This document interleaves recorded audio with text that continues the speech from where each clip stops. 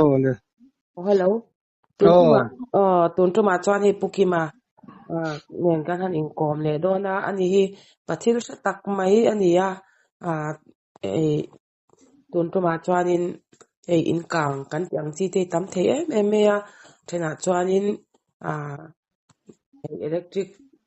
current kalswal wang te antia thena chuan in thil dang wang te po ani thawa tuntu ma chuan in electric kan man chungchang te hi film khuranga izia hi pukima hianin mi puite sia ta min han sile dona alom omne meya tuwanga kan film khuranga le tur mun te mo kha nge ingai dan kang ti tam tak te hi khang te kha min han sei chwa sak te che ole kan soyange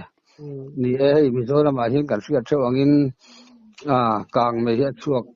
kho dang hen kang me he chuak de oreng maya aplang pui thun electric te hi kan han po de uvek maya ma se khalam khatu ka sei tu mani lawa mi ron zo ta ka chuanin pakhata chuan electric po hi ani na chen hi kang me tam tak zo ani na chen hi om hian ka hre mo achan chu hei mi te an om lo lai ten fe lan te mo an bazar lan te mo ina tu mam lo lai hian akanga mi puin an hriat meu hi chuan ka thel rual lo te hen alo kanga ti han an thom no hak lai chu te hi an kang bang chu ne ma ya bung ro chu man lo khan Mizoram ma hian kang me chuak hi khat to khen soi tur hi chantir thar lama po om de reng ma ya hei hi ka ngai mo na re to ma ya amaro chu poi ka ti na kang me lo chua hian kang me hi a chua chuanin artil ko hian an oma hak lai chote thende chuan bung ruat le ma zong te po chu tok te chuan om ve boka thli pui le ruwa pui wanga leimin te le innol te chu om thawa amaro chu heng te poi khong ai sak rualin tle ma zong bung ruat te seng hoi tur te le om theita kang me he chuanin seng hoi tur eng mom long kang ko thi ni ber ma ya hei hi ka chut thina ka ngai tu thina poi ka ti shom hi ka lo te em thina ka lai na thina kang me tuar te hi amaro chu ti the eng ma ka nei chuang lawa ta chuan ka soi tum tak mi ron zonang khan kang me chuak hi pakhata chuan hriat ve deuh dan rin dan ka nei ve a chan chu electric hi tam tak chu ani anga tam tak chu ani vek lawang te chu arin thiam thaya tin electric wang po hian kang me chu chuak mun viau te pon karing thawa mo a chan chu hei hi mi puite na kan lo hriat ta na tha ka ti em chu hei electric a hian kum somli tal tap ka thoka ka pension thengrakin pathian settlement pe pension to kanita chu mi injir mi le thil ngai tu vak mi hi mihring na hian kalau ni ve box si a feber kan ni lawa thiam ber po kan ni lawa amaro chu ka injir ka thil ti hi adik de uzel pon ka in ka ria chu kang me lo chu fo na chan bul bar pakhata ka riat chu nia ka riat chu Mizoram electric sei tu na chuan thingtlang khoi kil khora po hian electric hi lulo na chhuwa hi aum vak to lowin kan ringa mo tin a bikin kho puila ma ten kang me te chuak du de bikin ka ria a chan chu electric enga tinge electric kang me electric kal suan te reng ma ya adik na chen po hi omin karinga a fin na chu kan nei lawa a chan chu mi pui po hian kan ngai tu chian nga ya ka ria chu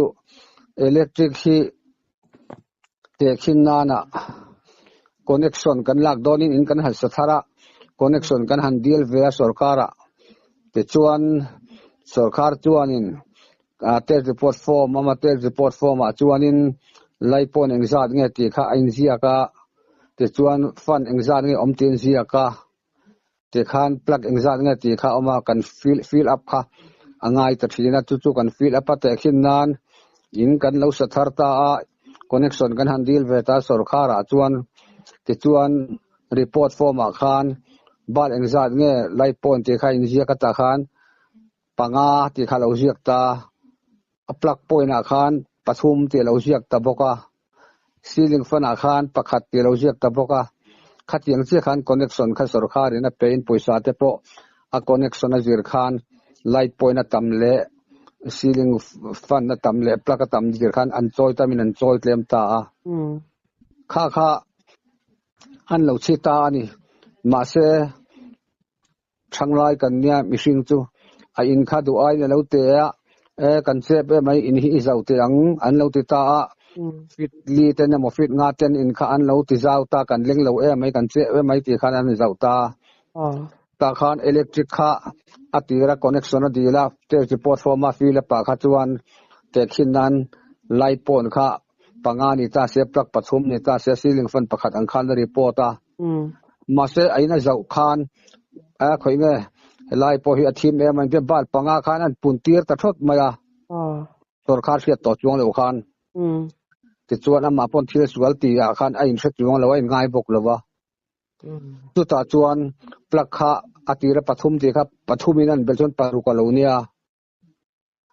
kha a electric sui te kha nin a dol don ngai don lo kha ngai to chuang lowa chuan electric wiring na sui te po kha a thato kem te khan ngai to lo khan ti pop mai Mizoram chu kan ni deu win karing amo chuta chuan electric sui te kha lo te sia lo dol ta lawa chuan om lo rana fe ran te ram ri ran te kha ne mo electric kha pakhate mote ar ten lo petan lo off thingil ta a chuta chuan ar ani lo pon eng mo bal khoi lai mo khan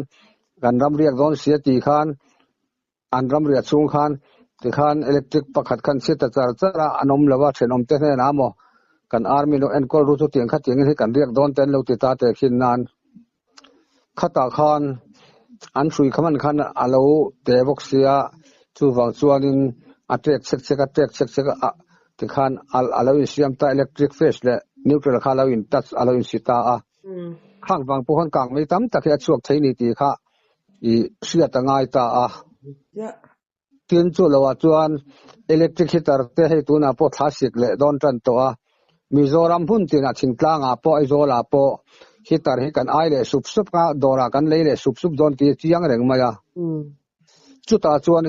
ka in hian heater chi don taila ai don taila ka hrui hian a dolem te kha tu man kan ngai to lo kan chu to chuang bok lawa chuan electric ban atanga electric ban le energy meter in car zong hi electric sui kha eng ange ka man ti kha chut na chang sia elangin hei chuan hi tara dol don lo kang mel chu kang ti na chang tu man kan thelawa electric sui kha aman tlom chi deu a sui te deu te kan han mang sia hi ta te chu wat chang hi zanga te wat sang hi te wat sang khat te lo ni ta sia a sui khan dol dan om lo renga te khin nan wat sang ni hitar rong bol na man chuan bal som ni amang ti na ni chom zia chuan mo bal som ni le wat sang ni chu ai in ang tok vela chu a sui khan dol dan am lawa te khin nan a om lai khan kang me chuak lo chuak kher lo ma se ram kal hlan mo ram ri hlan kha ne mo ta khanin electric kha alo tek sek alo tek sek ti kha ala lo siam ta chon kang me kha lo chuak ta fo mai ni hi tar man lai ngor khan kang me kha chuak kher chuang lo ta ama khan alo accident zeu to electric sui kha ti chuan an lo hre fu lawa ti chuan in nei tu ten ti khan ngai thata khan an oma an sual wang po ni chuang lo khan department mi te po mi thiam te zona chang hi tu man kan thelo Mizoram ho hian mo a thok te ron ve turan ne ma se ron kan tum lawa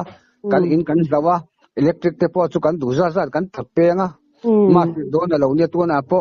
in kan han che le tak current kha kan mang hek le don sa in tin ai zo la pe chon an mang hek zo thingtlang lama chon che tiang takin in chei te kan ur vak lo zo ka khopui lama chon te ne digression light te pon ti le ne mang current kha ai na sa le don ani amo heng te po hi kan ngai tu chia na nga la chu wang chuan in kang mei la ka kan pum pel na tur ka soido na wangin thong kha kan soido thuak phot ni se chuan kang mei kan ina kan lo top dan tur chu thil danga chuan ka soi vek seng lawanga electric bike a chau kan soyanga te chuan electric hrui hi ban na tanga kan pona hrui hi chek ta thawela tu na tang hian kan hrui man khan alo that lo chuan kang mei chua to chuan kan artel lo kon to no chuanin ti damai inven na sajok ti thu finga khana omamo chu wang chun inven hi kan poimo maya kan in kang lo tur kan du chun van doi to pa te chuan le film khur engmala kang van doi chon thil chu ani mai thawa ma se van doi top kho kan ni lem lo chuan electric hrui kan po na hrui hi tarte kan mang me ka mo kan lam mang don ani chuan hei ma si don te lo ni thla si ka vot dona electric hrui kha hitar kha lei ve taringot tila IT po ni se milum IT hei heteng ang chi te kha aw chu tamli tuk lo ma se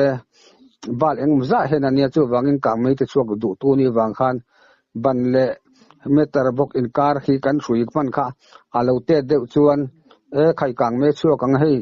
Mizoram in kang atam sia ke ni poi kan hrui te mai ti in heta electric bung ro zuar tu te na khan vakal se vaswal ko se chuting khating kan manga kang mei la ka lo mangem chuting khating ti se electric bung ro zuar tu te chuanin an setura kan ngai lo ko mu se eng angi man an ti chuan te khinan hei 10mm te 8mm te 5mm te oma khalam kha chu mi pui khan kan sevet don lawa chu wang chu electric tlem a hrui lian ve deuh aman tam ber te chu kan mang phak lo ni point awan tlang deuh hi mangila kang mei la ka khan kan him don ti na ni chu tin chu lo le pakhat tun la ya chon hei khowela chang kang zela tun ma chon MCB te poi am hing kan hrengai lawa tun chuana alari san lo MCB Mizoram a hen mo MCB chu enge ni kan ti mai thei tam takin MCB po ishelo kan tam ve theita MCB omzia chu helaya hian in chung lama hian kan data chu pon lama data pon ve tho boka MCB chu that em na chu englawania ti khan in chunga khan hi tarte lo ai ta ila te khinan karen sang de lo mangta ila ti tuan neutral le fe si lo in si de tang se tek se ka al pup dola khata khan MCB kha chu ka ai lal ma ding ti ang deuh khanin MCB kan ti ta ka chu ati khan line of fault appear de maya appear cheka chu atun in chunga khan karen kha to panga karen kha lu to lo ti na ni chu chu MCB chu tun lai se lo po kan om lowanga kan mang fer fur vekatin lamang lo te po chu thingtlang lama te po ai zola te ne te po ala om thei thawa an mang vekang ka ti na ni lawa MCB hi wa na chang sevekela kang mei chuak tur la kana sa takin min chan hi ma min veng ti hi kan sei du boka mo chuan MCB chu tian alo per chuanin ti khan in chunga karen ron lut kha top ta de ya loram kalin loram lo riak po ni la te khinnan helaya khan kang mei po lo chuak don se neutral affairs te po kha lo municipal lo se sajuten lo se piltang se neutral affairs si khachuan kang mei kha chuak mai dona ma se MCB helaya kong khar bula kan da kha chu apper de maya chuan karen khan chunga lut ta lo hrim ka khan kang mei la ka kan ram ria ran po khan nasa takin min lo duty sakdon ti na ni chu MCB atang kai tak zeta tha em maya chu wang chuanin MCB hi bua sam lo milangin ituna katrong lo ngai sa tu le lo se tu ten MCB chu tang kai em mai tin MCB po kha ampere kha a in ang lo zut le bokamo a en chinge kan manang an ti chuan light pon kha en zangen ti kha ta electric bung ro zuar tu te na khan MCB khan zo tanga enge kan chunga tan ka manang eng ampere nge ka manang tin zo tanga dor nei tu ten electric bung ro zuar tu te tuan an se tura ka nga ya eng zange balin sita plug eng zange oma ti khan lo zo tanga tatang khan azuar tu te khan ni chuan bal chu som ve lam ni chuan ceiling fan pathum ani bok chuan plug chu ti za tom chuanin tlem ampere sang deuh hi mangra ut ti khan lo ko mu thiam don ta ni chu chu wangin doctor ten damdoi kan doctor te kan varona kan khuate se ka kan pumte lo na ni chuan eng ti ka tang na te min lo zota chiptiar da win kan sei doctor te chuan damdoi min cho danan thiam ta khatiang deuh che khan MCB kan ti chu duty tur chu advisor ta kan mani te chuanin in nei tu te pon eng ampere ne kan man don ti khatu ma khan a se bar kha chu an om vak don lawan man tur ampere zat kha azuar tu te bok khan se tura kan nga lamo an no ko mu don ani MCB an da chuanin zana te po khan kang me lo chuak don se te kin nan mu thil lai te khan apir de me don lai na fall khan in chunga khan sazu ten lo se pil ta se neutral effect kan ti chu positive le negative kha lo in sidon tang se khami kha kang me chuak tu la khan MCB kha per de dona eng mo chen chu aveng ve thei ka ti na ni chu MCB chuan tin chu ba ka chuan ni sina ka soyang deuh khan helaya light point panga vel kan lo tia plug pathum kan lo tia ceiling fan fridge kan lo nei ta washing machine kan lo nei ta khata khanin keimani thu khanin electric kan pot penga athok tele mi thiam kan ron to chuang lawa kan du za khan bal kha kan chit bel vak maya khang ta mani tan khan mailing kan se khol tin chang kan reng lawa asla omnge la omlo tin chang po kan khelo hrim kan sual wang ni lewin kan at wang ania khang ta kha ya thok tu te po hi ron na chang hi sham min tha ka tia mo tin chu lo le chuanin kan chua don reng hianin electric hi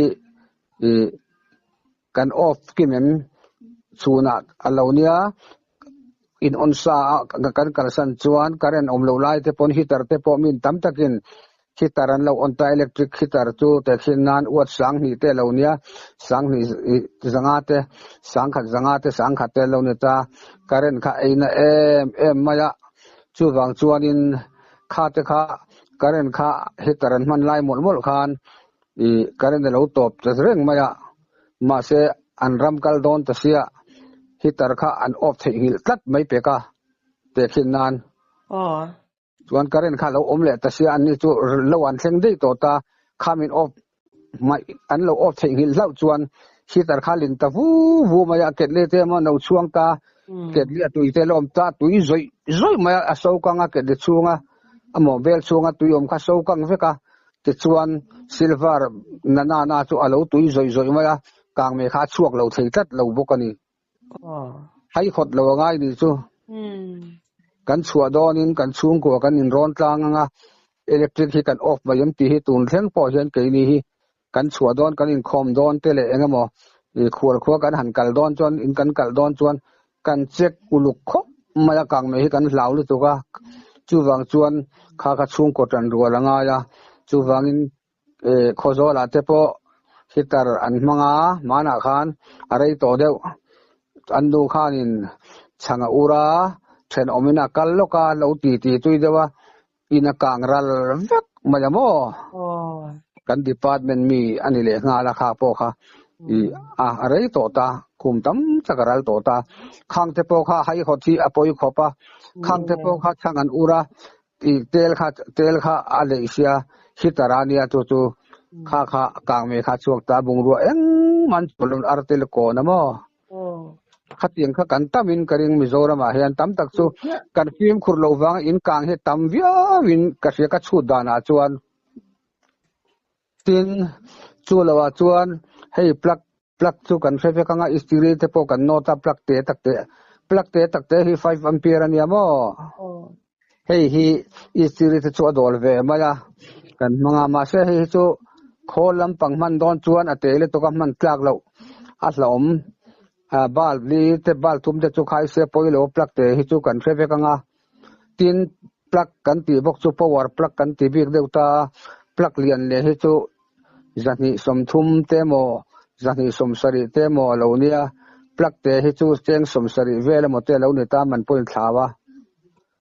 plug te hi chu man tlak vakani lawa than ka chuan khol tunlai machine changkang tak lo chuaka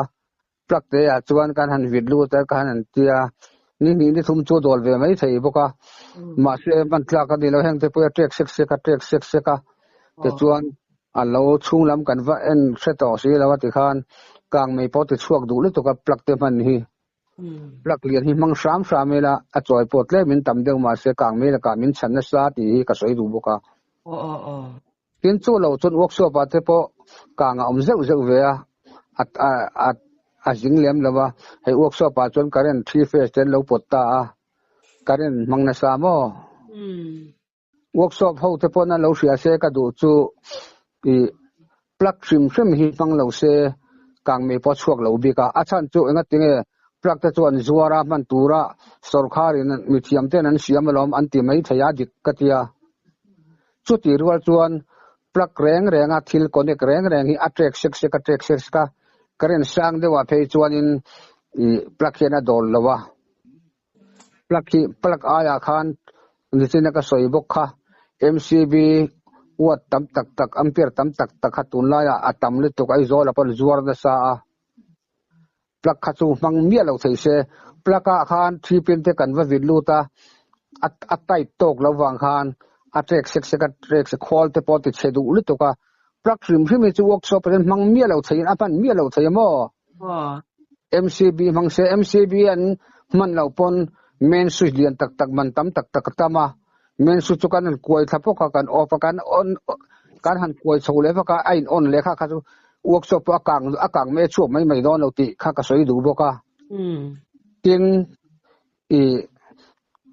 atek ve check don la ba plug sim chu plug te chu le china ka soi power plug ka ti po ka current sang tak ka chun a dol re lo a thalo 3 pin po va vidlu se 2 pin po va vidlu se plug hi chu hey kor kula po mandeu khan a chengun khomai workshop a sonin 2 phase support ve a hek rio me cheduria me tia plug kha kan share sak dei ma ya ti chuan I plug aya khan ti khan MCB ang kha ka mang sakta voi khat ma a chele to lo hey kuma ve tam to viawania voi khat ma accident la tok le lo reng tu na ka tong te hi workshop a hei ai zolan tam thing tlang a po workshop lian tak tama plug kha chu manglo thei se ni lo chuan main switch kha a thadai izok main switch po kha a to chele tok chuang lawa plug sim ma va vi lu 3 pin vi chu problem tam le tok a soi tur tam le tok plug kha chu man ta ka ngai lo khol chang kang le khol lian mang tur chon kang me po chuak lawang ti ka soi du ni tu ka se beran ni lo ma se thila taka zirmi le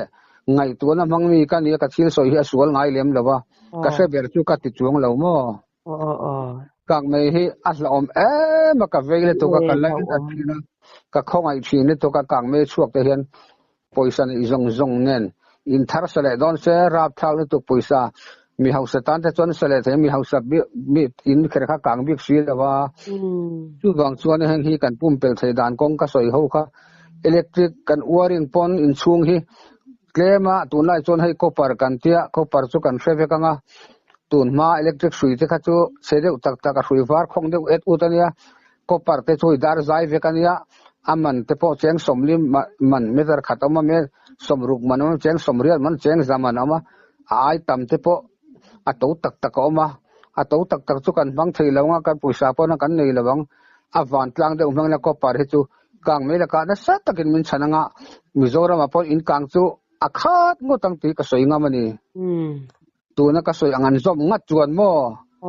tin ka tong lai po hian workshop lian dewa te 3 phase ten lo potani po in ka soi tong chuan dule minon pun ro se ka chiam ber ka te lo ka se ber ka te lo ka siamanga main switch ve ti hemi power plug kan ti plug lian ka ti po hi workshop patan chon man tla ka ke chon ka ngai thod lo cha ka ti lo a practical in ke man ka ti na sa to le to ka mo chu wangin plug aya khan MCB po ti thayatin main switch po tha ka ti de izok hemi 3 pin a kan va vidlu ta power plug kan ti te po hian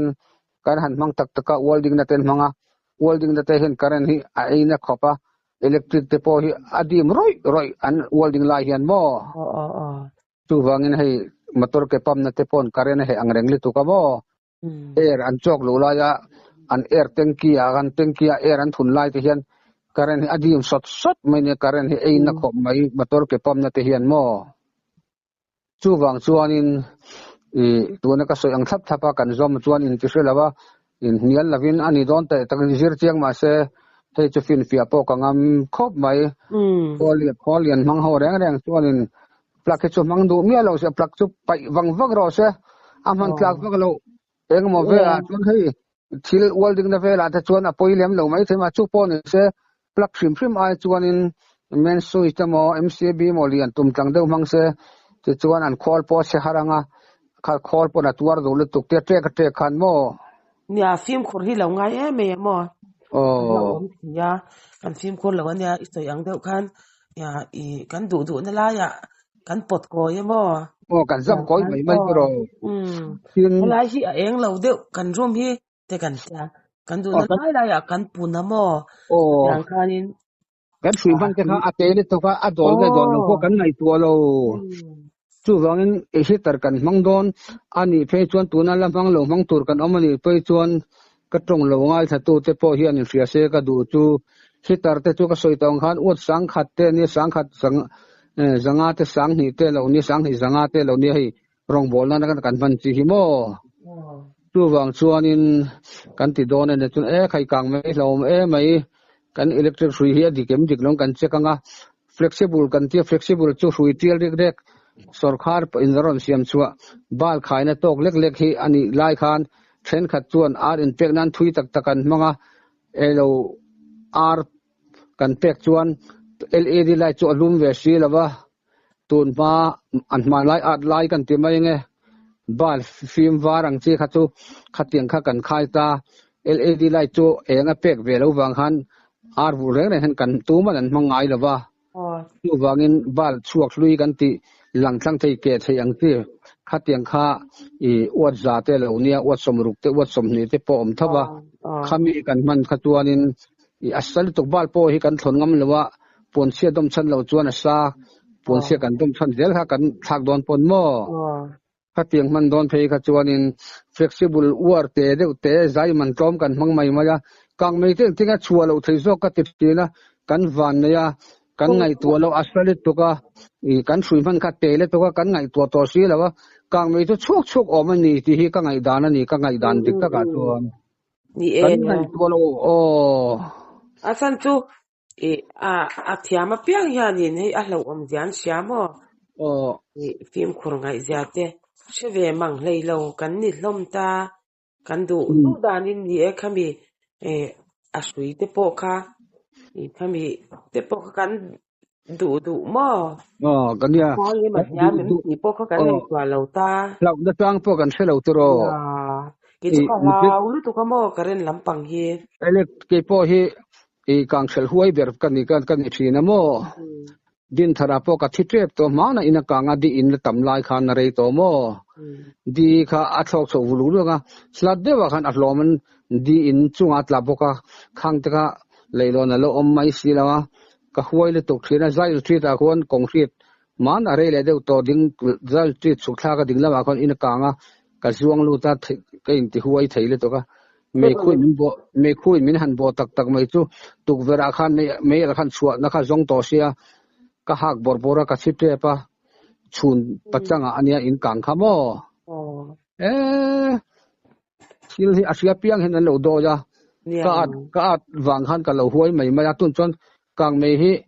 thil kang rem ka hriat ti han ka thawa min mana kamang anglit to ka kang mai hi ka hlaulit to ka hei gas te po puak hi gas te po hi kam munual to puak lai hi mo kolkula te po na puak dar vek maya chu wang kan at wang han kan lo at huai mai maya in kang te po tu chun ka thel ngam vak to the nem ania lom lir te po mo tu vera ka zong chua ka san lo ka ngai to lo alo sang lo sa mo khai ka hak borbora me na min hal hlum ma khan me khu khan ka lo chau sevek don lo nia lir thei te po se tiang piang in an hlau ta mo kan at lai kan at lai ton pa te po chak tak takin katlana bomtar po katlana mase kan lo khalre kan kumalo tama ril ro film kan lo putin a chuan